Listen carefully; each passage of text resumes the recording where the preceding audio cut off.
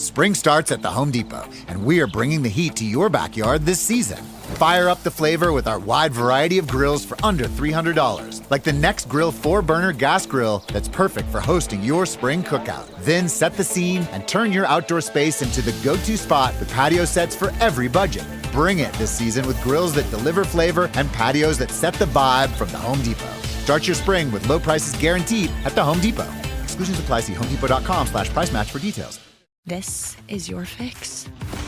I am your host, Stassi Schroeder. Welcome to Tell Me Lies, the official podcast. What's the most unhinged thing of season 3? Steven, because he's so evil. I do think he is misunderstood. You see everyone face consequences. It's intoxicating. The writers just know how to trick you. There's always a twist in this show. Tell Me Lies, the official podcast, January 6th, and stream the new season of Tell Me Lies, January 13th on Hulu and Hulu on Disney+. This is Optimal Finance Daily.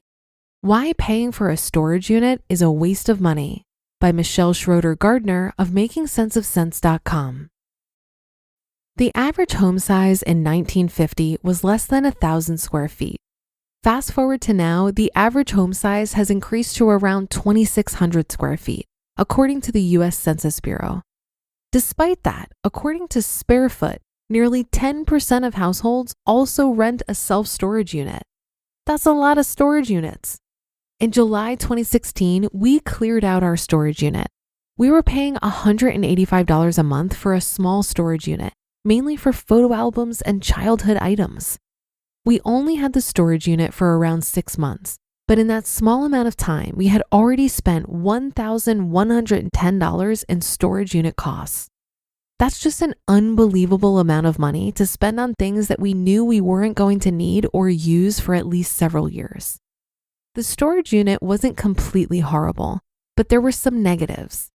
It seemed wasteful to spend $185 a month to store things that we don't use. When we got the storage unit, I had to sign a paper that said we wouldn't store photo albums in there. In fact, I found out that this was normal. This felt like I was jinxing myself, and I was afraid that something would happen to the hundreds of photo albums that my dad left for me after he passed away. And the storage unit was in an odd location.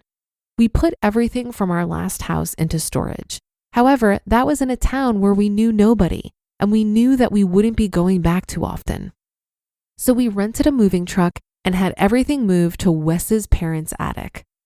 Don't worry, they lucked out as well.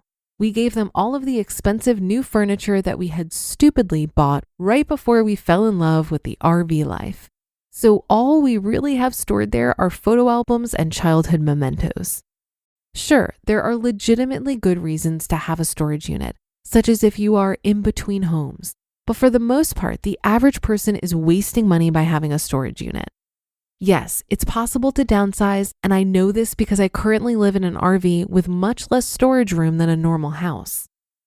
You don't need all of that stuff. According to professional organizer Regina Lark, the average US household has 300,000 things. Yes, 300,000. Sounds crazy, but it really adds up quickly. Think about all the plates, silverware, clothing, and everything else you own. Also, according to Lark, US children make up less than 4% of the children on the planet, but have 47% of all the toys and children's books. That's just crazy. Given that the average home size has nearly tripled over the past few decades to 2,600 square feet, I really don't know how people still have more stuff to store than what already fits in their home. You really don't need all of that stuff in your house. You'll probably never use the things you're storing. When people put their belongings into a storage unit, most of the time they don't even step foot in there again until they get rid of the unit. This may be years and years down the line.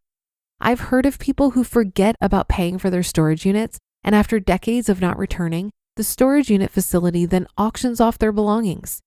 You stored it for decades, never stepped foot into it, and then forgot about all your stuff? That's a huge waste of money. If you're storing your belongings, there's a big chance that you'll never use those items. After all, they're out of sight and out of reach, so how often will you actually use them? Many people store things that they don't even want. Surprisingly, many people store things they know they don't need or want. So why are you storing these things and paying for them? A storage unit costs anywhere from $50 to $200 a month, and this is for a non-climate controlled unit. If you want it to be climate controlled, you'll pay significantly more to store your items. It's probably not worth it to store whatever you're storing. If you're spending $100 a month storing things you don't even want, you should think about how much it's costing you in the long run. Even if $100 doesn't seem like much, that's $6,000 over a 5-year period. Is your stuff worth $6,000? Even if you're just storing it for 1 year, is your stuff worth $1,200? By storing stuff, you're likely to buy even more.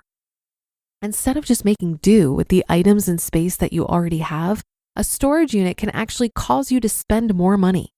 This is because you'll be hoarding more and more things, and then you'll just continue to put things in your storage unit because you have that extra space. Well, that's a huge waste of money.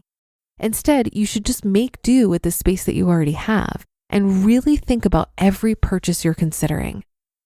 You have time to donate or sell your stuff. Some people have a storage unit because they think they don't have enough time to donate, sell, or otherwise get rid of the stuff they want to store.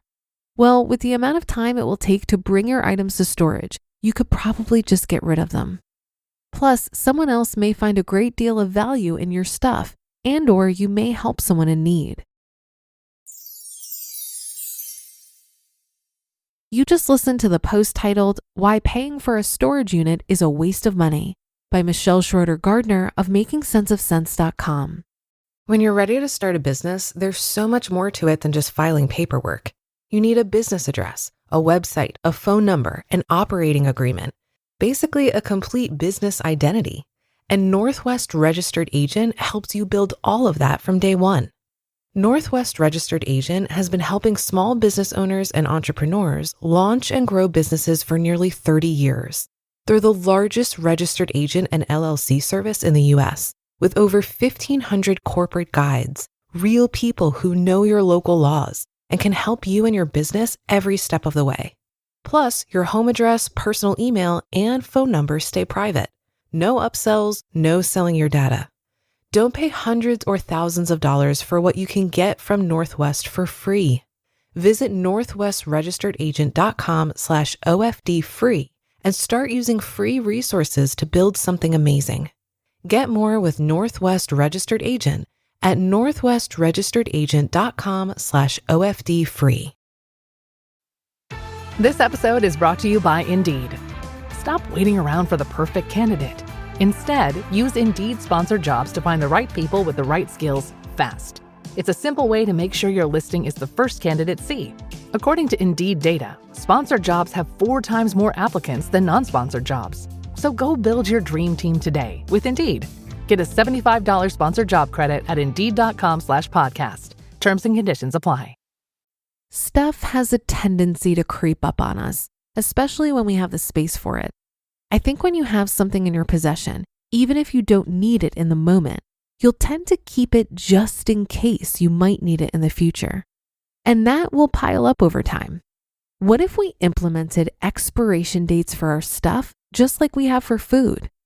One way I've done this in the past is with my clothing. I would go through my closet and organize all of my clothing once per year. And then when I put everything back in the closet, I would turn the hangers around so that the open side was facing out. Then when I wore that piece of clothing and I was putting it back in the closet, I would put the hanger back the right way so I can see that I actually wore that thing. After a year, all the hangers facing the wrong way showed me everything I really didn't wear. So I then donate that clothing. I think the other benefit to having less stuff is that you're more conscious of what you do have and you're less likely to buy duplicates.